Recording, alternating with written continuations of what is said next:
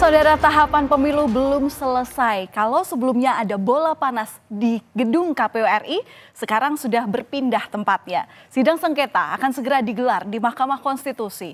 Tak puas dalam proses pemilu memicu gelombang gugatan permohonan perkara perselisihan hasil pemilihan umum atau PHPU. Adalah pasangan Anies Mohaimin dan Ganjar Mahfud yang telah secara resmi mengajukan gugatan. Menduga terjadi banyak kecurangan. Keduanya meminta klarifikasi agar demokrasi berjalan dengan baik. Sebetulnya tudingan seperti apa yang menguatkan gugatan untuk diajukan ke Mahkamah Konstitusi?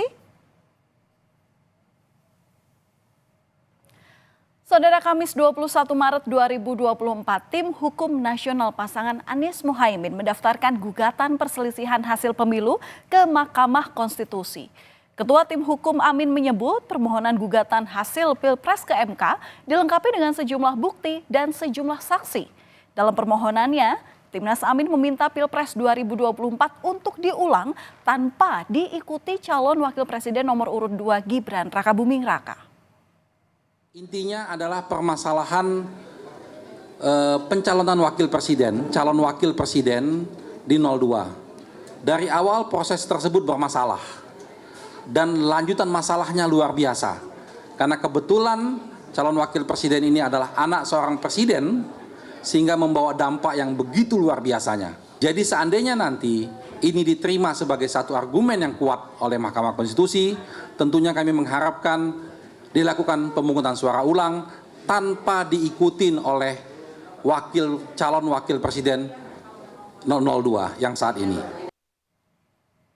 2 hari setelahnya, pada Sabtu 23 Maret 2024, TPN Ganjar Mahfud juga menolak keras hasil Pilpres 2024.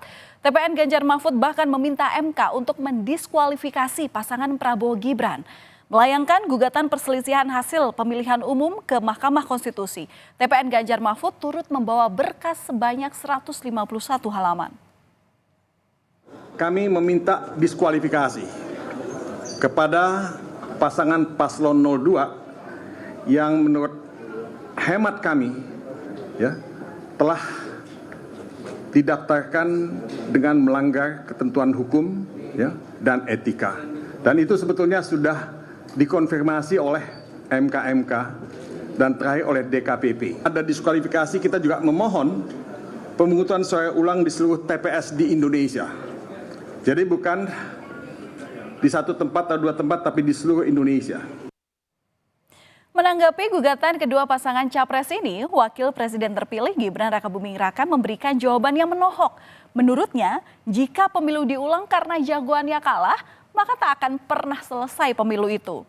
Gibran pun mempersilahkan gugatan agar dilayangkan sesuai dengan prosedur dan mekanisme yang berlaku.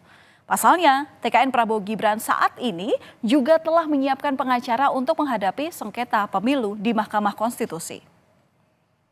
Jika nomor 1, nomor 3 ada hal-hal yang kurang berkenan, silakan diproses melalui jalur-jalur yang sudah ada. Oke. Kalau pemilu diulang tanpa Mas Gibran itu tanggapannya gimana? Misalnya nanti diulang, terus jagoannya kalah, apa minta diulang lagi? Apakah minta diulang sampai menang? Itu. Sekali lagi, kalau ada yang kurang berkenan, silakan melalui jalur-jalur yang sudah ada, kan sudah ada mekanismenya sendiri-sendiri. Calon Presiden Ganjar Pranowo sebelumnya juga angkat bicara terkait permohonan perselisihan hasil pemilihan umum atau PHPU. Gugatan dilayangkan ke Mahkamah Konstitusi untuk mengklarifikasi sejumlah catatan dugaan pelanggaran yang terjadi selama penyelenggaraan pemilu 2024. Mengapa baru sekarang digugat? Karena menurut Ganjar, banyak laporan sudah disampaikan ke Bawaslu namun tak diproses. MK menjadi jalan akhir dalam mengadili dugaan kecurangan pemilu. Namun, apapun keputusan MK nanti, Ganjar mengaku akan legowo. Kurang lebih kita punya 116 kurang lebih laporan ke Bawaslu yang berproses. Tapi ketika kemudian tidak ditindaklanjuti, satu-satunya lembaga yang kita harapkan bisa mengadili dengan fair, ya MK. Jadi bukan kenapa baru sekarang, karena memang waktunya baru boleh sekarang. Tidak ada agenda-agenda lain, kolaborasi-kolaborasi yang terkait dengan agenda tertentu tidak. Kami hanya ingin mendudukkan saja proses ini dengan baik. Apapun keputusannya, kita akan legowo. Sebagai pihak termohon dalam sejumlah gugatan yang diajukan, Ketua KPU Hashim Asyari menyatakan siap menghadapi sengketa hasil pemilu. Rapat koordinasi anggota divisi hukum pun telah dilakukan bersama dengan semua KPU tingkat kabupaten, kota, provinsi juga. KPU juga telah menyiapkan sejumlah advokat untuk menjadi kuasa hukum KPU dalam menghadapi persidangan di Mahkamah Konstitusi. Ini KPU mengumpulkan KPU Provinsi dan KPU Kabupaten Kota seluruh Indonesia untuk mempersiapkan persidangan-persidangan dalam sengketa hasil pemilu di Mahkamah Konstitusi. Kami juga sudah menyiapkan sejumlah advokat yang nanti akan menjadi kuasa hukum KPU dalam persidangan-persidangan di Mahkamah Konstitusi. Di sisi lain, Capres Anies Baswedan berharap agar Hakim Mahkamah Konstitusi bersikap adil dalam sidang sengketa pemilu ini. Anies meminta Hakim MK dapat menjalankan tugas sebaik-baiknya agar semua proses berjalan baik. Anies menegaskan terus berfokus pada proses gugatan sengketa pemilu di MK. Saat ini sedang konsentrasi di MK, memastikan bahwa proses berjalan dengan baik dan kita mengharapkan para hakim nanti menjalankan tugas dengan adil, dengan tidak bisa imparsial dan menjunjung tinggi nilai kejujuran kebenaran. Itu aja. Tak ayal kekhawatiran Anies ini berdasar pada pengalaman yang telah terjadi pada proses pencalonan Gibran Rakabuming Raka sebagai cawapres waktu itu.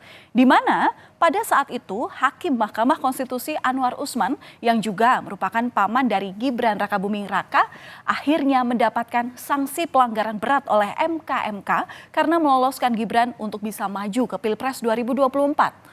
Peluang Anwar Usman dalam menangani perkara sengketa pemilu 2024 kali ini bahkan dipertanyakan. Sebagian di antara orang dugaan pelanggaran kode etik. Kalau Anda ingat saudara, pada November 2023 lalu Majelis Kehormatan Mahkamah Konstitusi mencopot Anwar Usman dari posisi Ketua MK. Anwar terbukti melakukan pelanggaran berat dalam putusan MK terkait batas usia calon presiden dan wakil presiden. Dalam sidang putusan MK, Anwar Usman juga dilarang untuk ikut terlibat dalam sengketa pemilu. Selain itu, Anwar Usman juga tidak boleh mencalonkan diri atau dicalonkan sebagai Ketua MK hingga akhir masa jabatannya. Ini putusan itu ditaati ya. Putusan itu ditaati dan saya kira dalam berbagai kesempatan itu sudah disampaikan bahwa Pilpres nanti akan digelar secara pleno oleh seluruh hakim konstitusi kecuali Pak Hakim Anwar Usman. Tak hanya Anwar Usman, saudara, Hakim Konstitusi Arsul Sani dipastikan tidak akan menangani perkara perselisihan hasil pemilihan umum atau sengketa pileg yang terkait dengan Partai Persatuan Pembangunan atau P3. Hak ingkar juga dapat Arsul gunakan dalam penanganan sengketa Pilpres yang diajukan oleh kubu Ganjar Pranowo Mahfud MD.